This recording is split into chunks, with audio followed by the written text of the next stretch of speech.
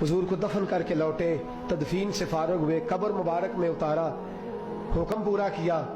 कहते हैं वापस आए तो जनाब अंस से सैयदा फातिमा कहने लगी, अंस तूने भी मेरे रसूल पे मिट्टी डाली है? अंस तेरी जुर्रत हो गई थी? फरमाते उस वक़्त फातिमा का पहला आंसू गिरा और फिर 6 महीने हुजूर के बाद हयात रही, मैंने उसके आंसू ही गिरते देखे।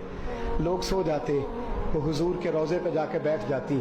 कहते मैं समझाता बहलाता, लेकिन फातिमा कहती अली सब्र अपनी जगह, कर्म अपनी जगह। और मैं तुझे क्या बताऊं, बहन भाई पहले सारे चले गए, वालदा पहले छोड़ गई, अब हुजूर अलैहिस्सलातु सलाम ने भी पर्दा डाल लिया है, मुझे चार और जानिब कुछ दिखाई नहीं देता।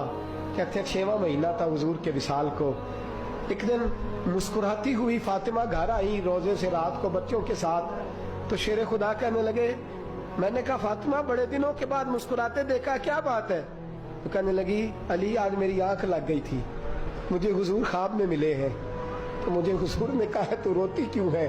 तो मैंने कहा महबूबा मेरा दिल नहीं लगता। तो फरमाया बेटी तैयारी कर, तू मेरे पास आने वाली है।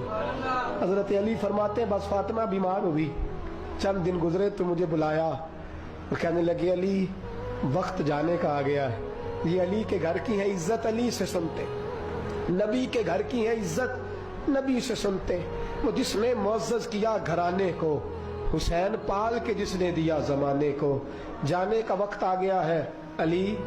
पहली बात तो यह है कि हुजूर की नवासी जनाबे उमामा से शादी कर लेना, वो हुजूर को बड़ी प्यारी है। और दूसरी बात यह है कि मेरे हसन हुसैन इनका खास ख्याल रखना। और तीसरे लफ्ज कहे तो हजरत अली तड़प के रोए, कहने लगी मैंने वक्त गुजारा है, आपकी हुकूक मेरी जिम्मेदारी थे, मैं इंसान थी भूल जाती थी, अगर मुझसे कहीं कोई कमी रह गई हो तो मुझे रज़ाए इलाही से दरगुजर करना, कहीं मैं हुजूर के सामने जाके शर्मिंदा ना हो जाऊं। शेर खुदा करम अल्लाह ताला वजहुल करीम फरमाते मैंने हाथ थामा और मैंने कहा फातिमा अली का बड़ा मर्तबा था, पर जो तेरी निस्बत से कमाल था वो तेरा ही था।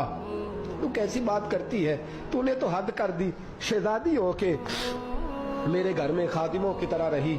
हजरत फातिमा रज़ियल्लाहु ताला अन्हा का दूसरा हुक्म ये हुआ कि मुझे रात को दफनाया जाए। और फरमाया मेरे पहले मदीने में ऐसा नहीं होता था, ये हजरत फातिमा ने सबसे पहले कहा। फरमाया मेरी चारपाई के साथ लगा के ना शाखें, चारपाई के साथ तो ऊपर ला के उन्हें ऊपर से बांध देना और उन शाखों के ऊपर एक कपड़ा डालना, मेरे कफन पर भी किसी की नजर न पड़ जाए।